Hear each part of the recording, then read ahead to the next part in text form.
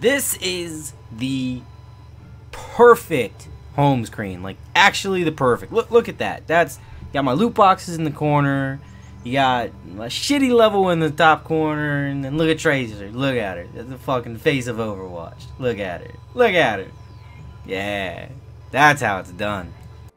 Alright, but anyway guys, today we're going to be talking about Orisa. And the reason why I want to take some time to talk about her is because she gets released next week on the 21st of March, which means she will be part of the new meta. Okay, that means Bastion will be gone, or hopefully will be gone, because he's getting a nerf. A couple other heroes are getting nerfs, and I think there's a few buffs in there somewhere, but obviously everybody is only waiting for Orisa. Nobody cares about anything else but Orisa. Obviously, if you play in the PTR, you can play her now, but she comes live next week. And again, that is what everybody is waiting for. So, with that being said, I kind of want to talk about what to expect with Orisa, and how do I put this?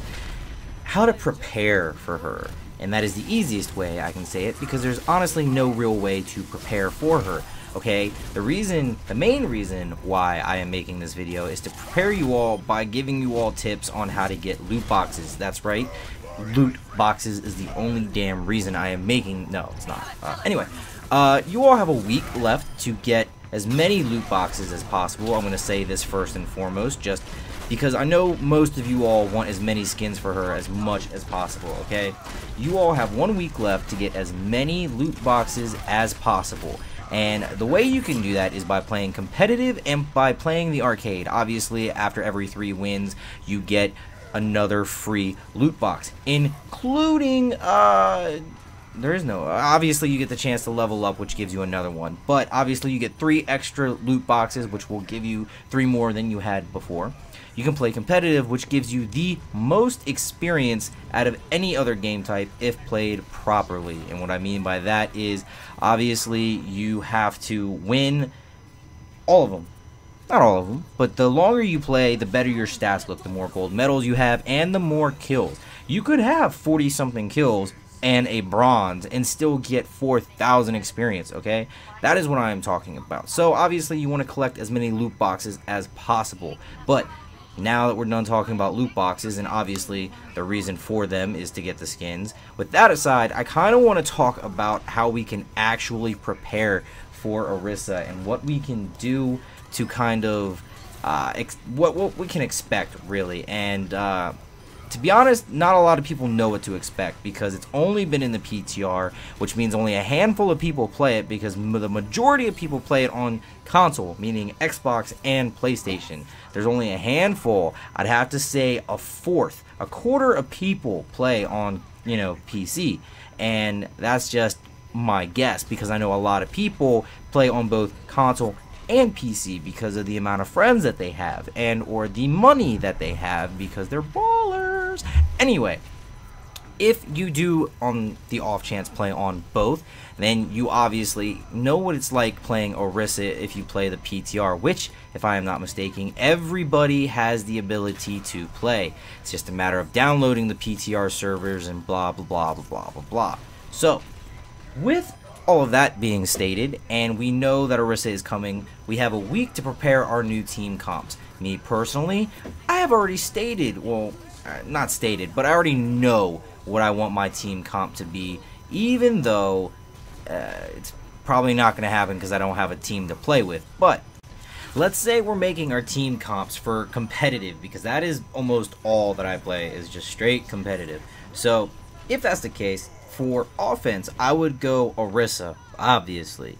A Zarya, because you can build her energy super freaking quick, especially with Orisa's new ability to gain extra armor. I can't remember the name of it. Curse me later for it. It can be utilized amazingly. Like, honestly, it really can if used properly.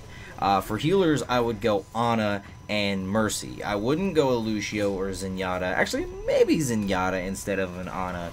But I'd go Ana because she can give the nano boost, and obviously with Orisa's super, that would just, it's kind of like it's kind of like supering or on a boost. Fuck, God, I can't talk. It's kind of like boosting a Bastion in Sentry mode. It really is, if you do those two supers together. Now, I would obviously run Mercy for the self-revive, because in competitive, they are very, very, very useful, and they come in incredibly clutch.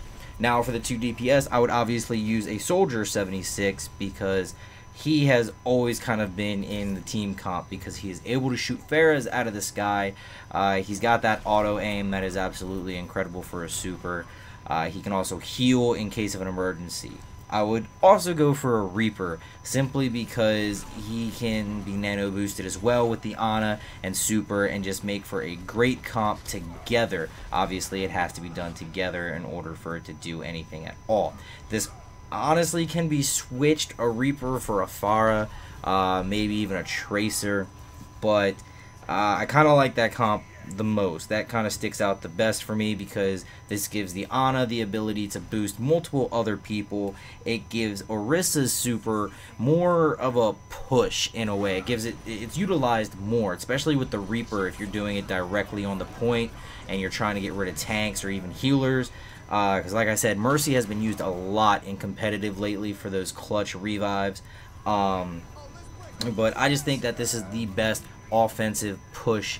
If we're going to switch to defense, obviously just take out Reaper, switch him with either a Sombra or a Mei, and I say that because Sombra can be used to hack Orisa's super and quite a few other things, so she comes in handy, especially when if you've got an Orisa on the other team. You can hack her and she becomes completely fucking useless. Completely useless.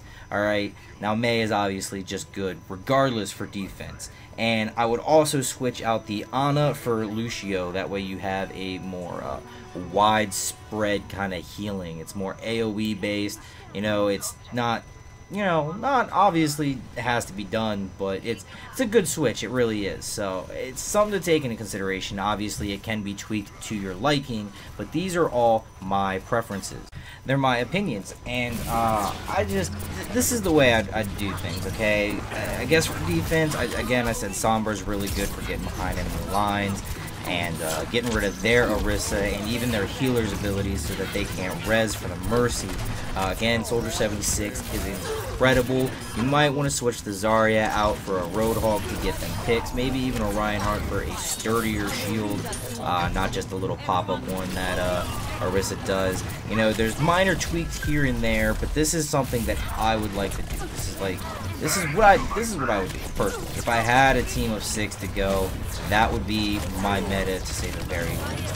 But this will bring me to the end of my video. These are all the tips that I have for you guys. I really hope they were useful, and if you enjoyed them and if you plan on using them, and if you like the video just in general, please drop a like, subscribe for more content. I'm Mr. Fool 86, and I will catch you all next time.